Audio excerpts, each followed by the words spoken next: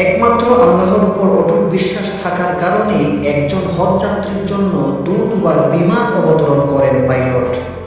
লিবিয়ার দক্ষিণাঞ্চলের এক নির্ভীক যুবক আমের মাহদি চলতি বছরের হজ পালনের উদ্দেশ্যে রওনা দিয়েছিলেন সৌদি আরবের দিকে, কিন্তু যাত্রা শুরুর মুহূর্তেই ঘটে গেল এক অবিশ্বাস্য ঘটনা। এ ঘটনা ইখলাস ও আল্লাহর কুদরতের জীবন্ত দৃষ্টান্ত হয়ে উঠেছে। ইতিমধ্যেই সামাজিক যোগাযোগ মাধ্যমে আলোচনার কেন্দ্রবিন্দুতে পরিণত হয়েছে এ অলৌকিক ঘটনা। 3 দিন আগের ঘটনা। ঘড়ির কাঁটায় ঠিক 12টা দুপুরের হজ ফ্লাইটের নির্ধারিত সময়।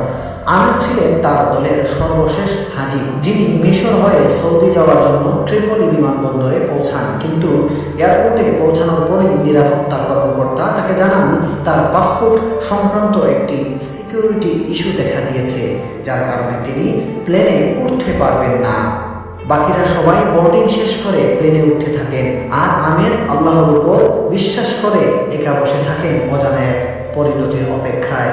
এই পরিস্থিতি দেখে এক নিরাপত্তা কর্মকর্তা এসে বলেন, আল্লাহ সব কিছুর উপর কুদরত রাখেন, হয়তো এই হজযাত্রা আপনার কপালে ছিল না।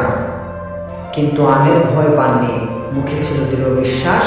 জবাব দিলেন, ইনশাআল্লাহ প্লেনটি উড়বে না, আবার ফিরে আসবে। আমার নিয়ত হজের, ইনশাআল্লাহ আমি অবশ্যই যাব। তার বিশ্বাসের সঙ্গে জবাব দেওয়ার কিছুক্ষণের মধ্যেই ঘটে গেল প্রথম অলৌকিক ঘটনা।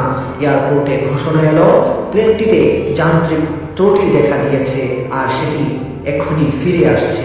বিমানবন্দরে সবার চোখ এখনো পড়ে, কিন্তু তাতেও পাইলট আমেরের জন্য দরজা খুলেননি। দ্বিতীয়বারও আমেরকে ছেড়ে প্লেনটি উড়ে গেল। তৃতীয়বার ফেরা প্লেনটি আবারও সমস্যার সম্মুখীন হয়। এবার মৌসুমী ঝড়ো আবহাওয়ার কারণে প্লেনটি নিরাপদে আবার মাটিতে ফিরে আসে। তখন পাইলট নিজেই বলেন, আল্লাহর কসম, আমি আর বিমান উড়াবো না যতক্ষণ না আমের প্লেনে ওঠেন। অবশেষে প্লেনের দরজা খুলে দেওয়া হয় শুধু আমেরের জন্য, আর তিনি উঠে পড়েন সেই বিমানে। সৌদি আরবে পৌঁছে হজ পালনকারী এই যুবক একটি ভিডিও বার্তায় বলেন, আমার আনন্দ ভাষায় প্রকাশযোগ্য নয়। আল্লাহ তার কুদরত দেখিয়েছেন। আল কাহ্হার, যিনি নিয়মও ভেঙে দিতে পারেন। ঘটনাটি কেবল একটি ভ্রমণ কাহিনী নয়, বরং আল্লাহর একটি গুণবাচক নাম আল কাহ্হারের প্রকাশ। তিনি চাইলে সব রেওয়াজ, নিয়ম, নিরাপত্তা, এমনকি আবহাওয়াকেও পরাভূত করতে পারেন। কেবল একজন বান্দার পবিত্র